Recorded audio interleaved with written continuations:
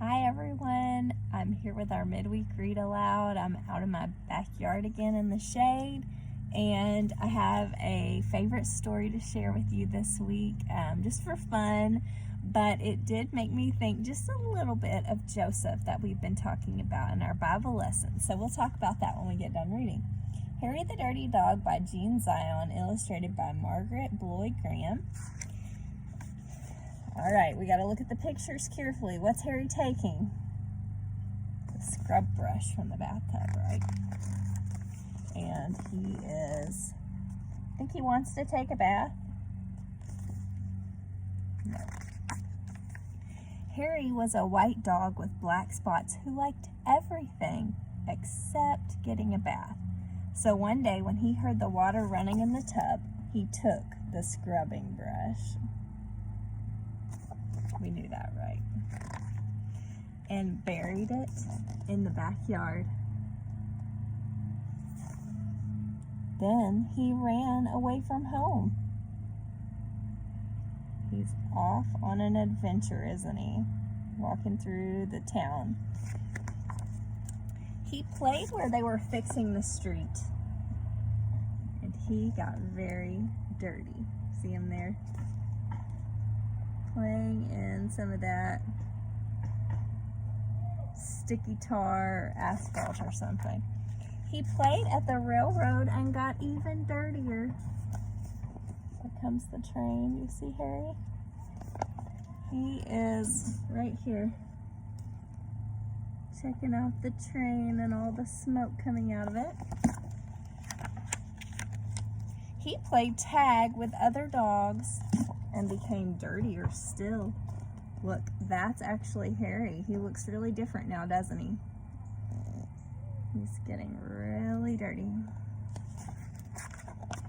He slid down the coal chute and got the dirtiest of all. In fact, he changed from a white dog with black spots to a black dog with white spots. There he goes, down the coal chute. Although there were many other things to do, Harry began to wonder if his family thought that he had really run away. He felt tired and hungry too. So without stopping on the way, he ran back home. He sees families eating in a restaurant and it says, "No dogs." It made him feel a little sad, didn't it? When Harry got to his house, he crawled through the fence and sat looking at the back door. He's looking kind of pitiful, isn't he? One of the family looked out and said, "There's a strange dog in the backyard. By the way, has anyone seen Harry?" So, do they recognize him? They do not. He looks really different, doesn't he? When Harry heard this, he tried very hard to show them he was Harry. He started to do all his old clever tricks. He flip-flopped and he flop-flipped. He rolled over and played dead. He danced and he sang. He did these tricks over and over again, but everyone shook their heads and said, "Oh no, it couldn't be Harry." Do you think you would recognize your dog even if he got really, really dirty? Harry gave up and walked slowly toward the gate, but suddenly he stopped. That's loud, isn't it? It's a helicopter. Suddenly he stopped. He's got an idea. He ran to the corner of the garden and started to dig furiously. What could be there? Soon he jumped away from the hole, barking short, happy barks. Arf, arf, arf, arf. What is it? What's there? Remember? He'd found the scrubbing brush, and carrying it in his mouth, he ran in the house. Up the stairs he dashed, with the family following close behind. He jumped into the bathtub and sat up begging with the scrubbing brush in his mouth. a trick he had certainly never done before. "This little doggy wants a bath," cried the little girl, and her father said, "Why don't you and your brother give him one?" What do you think will happen when they give him a bath?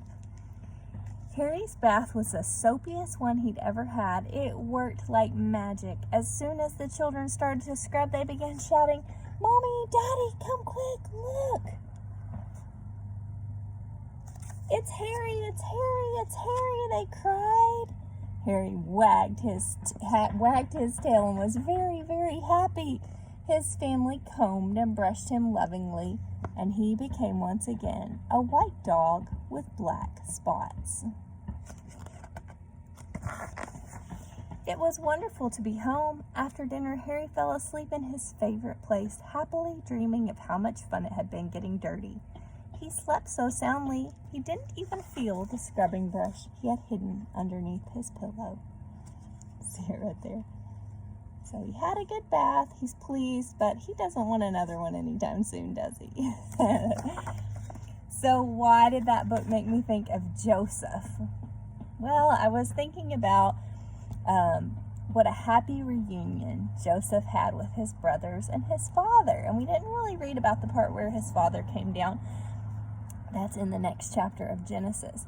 But, we talked about what a special reunion it was with his family and how he forgave them with his whole heart. He didn't hold on to any of his anger or sadness or bitterness about it. He told them not to make themselves feel bad about it anymore, to let it go and to just accept his help and his forgiveness. And then it says in the Bible in Genesis chapter 48, this was when Jacob, and that was Joseph's father, remember, and Joseph have been reunited, and Joseph, or Israel, remember, said to Joseph, Jacob, or Israel, said to Joseph, "I never expected to see your face again, and now God has allowed me to see your children too." That's in verse 11 of chapter 48 in Genesis.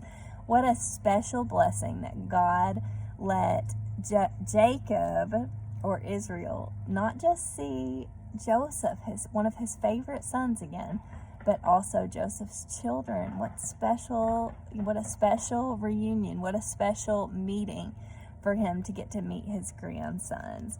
And in verse 15 it says, "Then he blessed Joseph and said, 'May the God before whom my fathers Abraham and Isaac walked, the God who has been my shepherd all my life to this day, the angel who has delivered me from all harm, may he bless these boys.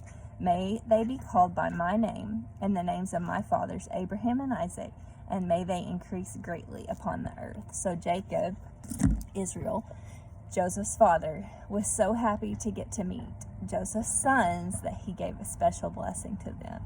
So, what a neat story that we have gotten to work through. And I hope you're having a great week. I hope you enjoyed Harry the Dirty Dog. And I'll see you soon. Bye.